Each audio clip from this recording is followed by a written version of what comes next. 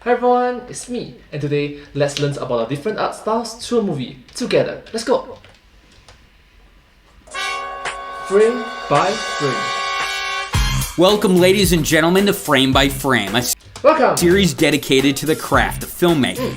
And few people know that craft better than Guillermo del Toro. From Pan's Labyrinth to Pacific Rim to the Hellboy franchise, he's brought the magic back to genre cinema. And his latest effort, Crimson Peak, is no exception.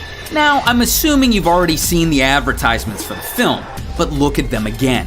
What do you notice? Well, I'll tell you what I see. Color. Bright, contrasting color. Kinda rare packaging for a horror film, huh?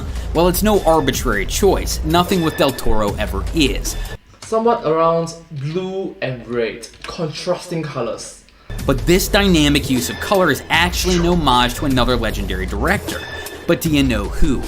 Well, I'll give you a hint. He was nicknamed the Master of the Macabre, and his films influenced Crimson Peak in 3 major ways. Which I could tell you right now, but where's the mystery in that? So lock the doors and grab your rosaries, kiddos. I'm gonna tell you the story of the godfather of Italian horror. Well, Storytime. Let's go!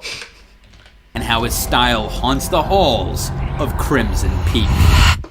What? Meet Mario Bava, one of the Hi, Mario Bava. great ghosts of cinema, and a dude with a mustache that would put Yosemite Sam to shame, son. His tale starts in 1941 with his birth in San Remo, Italy.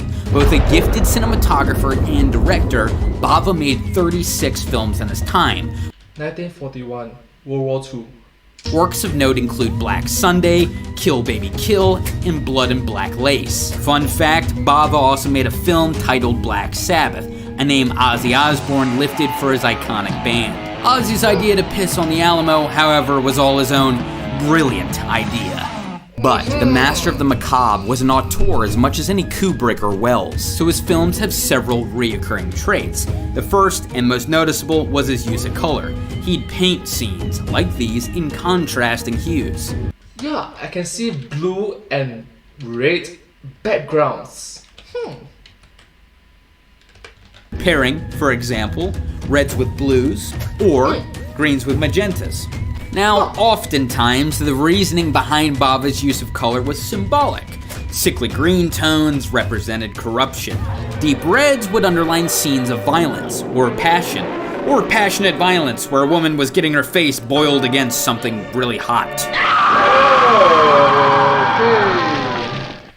So let's look at the bright side, shall we? We learned about something about the blue and red, and also magenta and purple, right? If I'm not wrong. What did you mention again? Which I guess is sexy. Most times. Green and magenta. Sorry. Yes, green and magenta, blue and red. The more you know.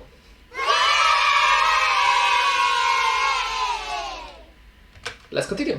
Though Bava used color as a narrative device, it was a signal to the audience that a supernatural event was about to occur. So when the monsters were away, lighting was, by the numbers. But when the spirits stirred, so did the color.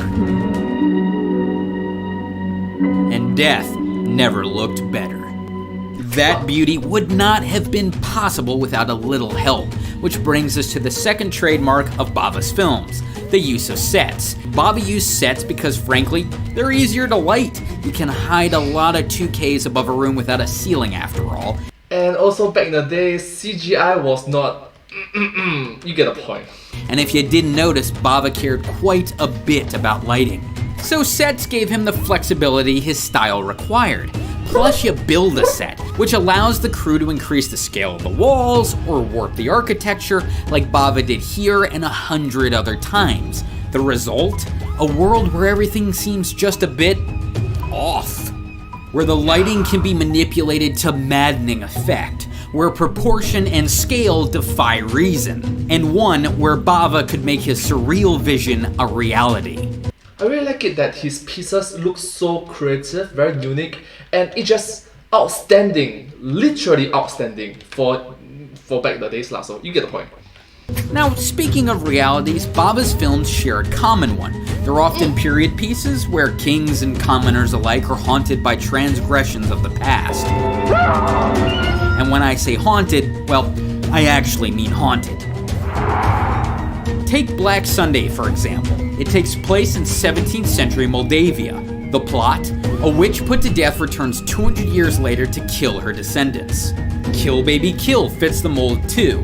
Fade in on 18th century Carpathia. The spirit of a murdered girl takes vengeance on a village at the behest of her grieving mother.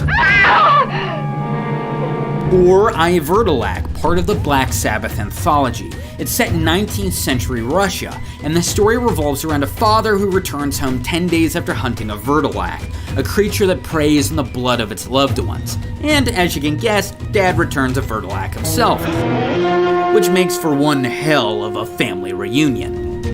Wow, the storytelling back then was very raw, very direct, and very unlike nowadays, in which it's all flowery butterflies with a happy ending. You get the point. It's like, wow, those are just gore, truth, genuine, truthful stuff. It's bad, but it's good. You get the point. But let's talk big picture now. Now, as we've seen, Bava's films feature three distinct qualities. First, they showcase contrasting color palettes. Second, they're frequently shot on sets. Third, they're often period pieces, ones concerning dark pasts that overshadow the present day. But Mario Bava's dead, and by the 1980s, Italian horror was too. So what's this all got to do with Crimson Peak? Well, it turns out Guillermo del Toro's one hell of a medium, because he's channeled every one of the aforementioned qualities into Crimson Peak. Don't believe me? Well, just look at these images again. Red and blue, two colors that when paired together, say it with me, create a distinct contrast, as do the greens and yellows right here. Black Manor surrounded by white snow falls into the same mode of thought, one we've seen time and time again in Bava's films. Next, look at the Sharp family mansion itself. The interiors aren't just sets, they're sets where every single shred of decorum was custom made for the film, built so both the lighting and production design were under Del Toro's complete control. Sound familiar, anyone? Well, so does the plot. Clearly, the Sharp family's got some skeletons in their closets. Literally. And the ghosts of their ancestral past are more than just whispered stories, they're actual phantoms that stalk the halls of Crimson Peak. Ones that menace its present-day inhabitants. But those apparitions aren't alone, because behind every vivid color, every surreal set, and every tragic revelation is the spirit of Mario Bava, conjured by Guillermo del Toro in this startling tribute to classic horror.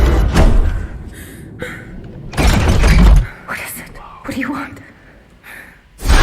Whoa. And I think some people say ghost stories aren't true. Oh my gosh. I know how to break from I know how to break from that, you know. the choke hole. And then you must think about it. If there's a choke hole, there's a lot of ways to break free from it. The thumb is the weakness, because over here there's two sides, right? One side, two sides, this 4 fingers, this 1 finger. So just this is the weak part. This is the weak part. So you use all your efforts, use all your strength, no matter how weak you are, no matter how disadvantaged you are, break this part. If this part is gone, you're just doing this.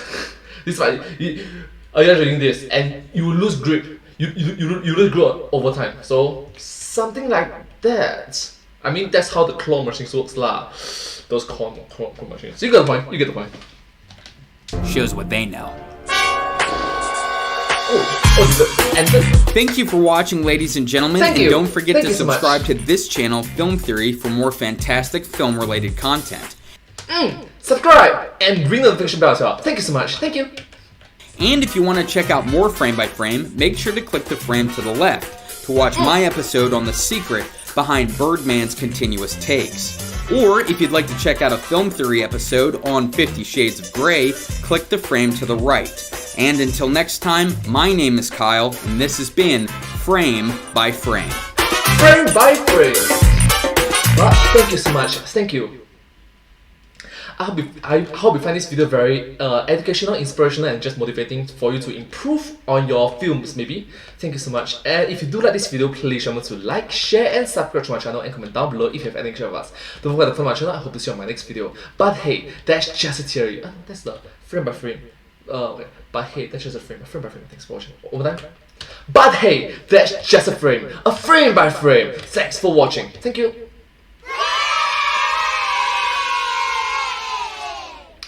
And I hope to see you in my next video. Bye bye. Subscribe. Thank you so much. Thank you.